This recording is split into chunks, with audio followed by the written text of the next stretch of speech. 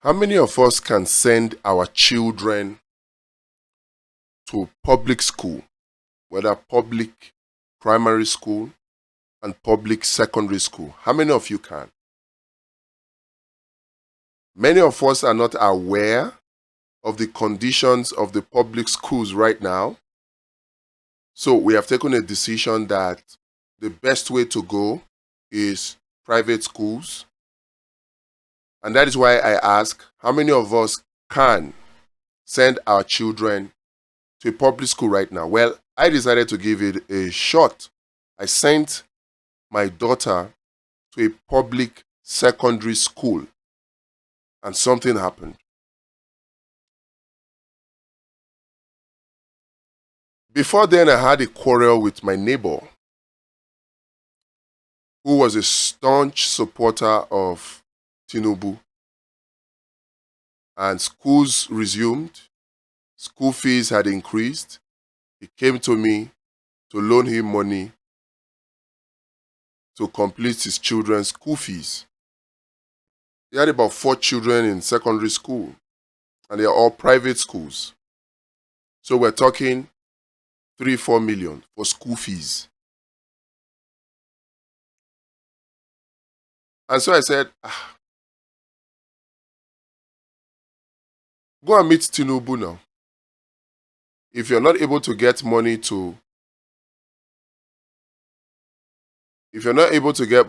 take care of your school fees, why not take your children to public school? That was when I started receiving the abuse of my life. That was a few months ago. And so when schools resumed, I decided to send my daughter to a public secondary school. And what I found, or what I discovered, shocked me. Many of you supporters of Tinubu say that, Tinubu has fixed the educational sector, the National Education Loan Fund or student loan. He has fixed the public schools, primary schools. Okay, fine. If he has fixed it, can you send your children to the public school? Let's even say not your children now. If he has fixed it, can Tinubu send his grandchildren or great-grandchildren to public primary or public secondary schools? Can he do that since he has fixed the school system now? The truth is, he cannot. I challenge him to. And that's to tell you that he has not fixed anything. What I found in the public school shocked me. The experience my daughter had shocked me. I'll go into details about it. I'll probably dedicate like 5 to 10 minutes to it later on. But for now, we must realize that we cannot have people in charge of our educational system in Nigeria who do not have their children or their grandchildren attend the same public schools to continue to be in charge. It's conflict of interest. These people will loot the funds that are allocated to education. They will loot it. Funds that are meant for the public primary and secondary schools and universities, they will loot it and use that money to send their children abroad for education.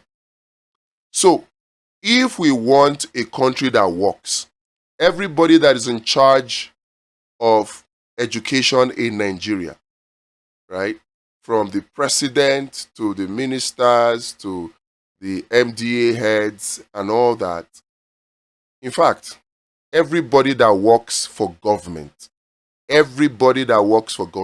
whether you are employed, whether you are elected, whether you are appointed, so far you are a government worker.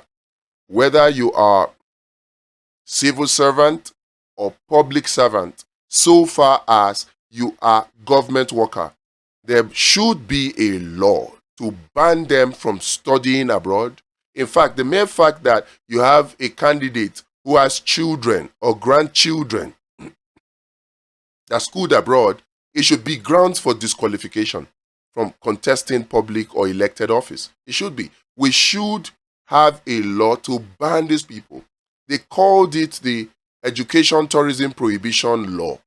They've tried it before under Honorable Sergius Ogun, and they killed it because they know that they are all guilty of it.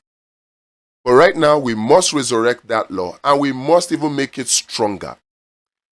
Education Tourism Prohibition Law must be passed. And we need you to join us to force the National Assembly to pass it. If not, Nigeria will not work. Another one is the Medical Tourism Prohibition Law. Tinubu should not just have the liberty to travel abroad and say it is vacation, working vacation or working leave, and then use the opportunity to go and treat himself very well, and then come back and be paying deaf ears to all our complaints. No, there should be a law that prevents any public servant or civil servant from traveling abroad. Bring in the experts here. Fix our healthcare system. How many of these so-called people, even those who claim they go for medical checkup within the country, how many of them can do so in general hospitals? How many of them can do so in the primary healthcare centers? How many of them can attend it? Until we get them to do this, there's conflict of interest. Nigeria will not move forward. We need these two laws: Medical Tourism Prohibition Law and Education Tourism Prohibition Law. Support us to achieve this today.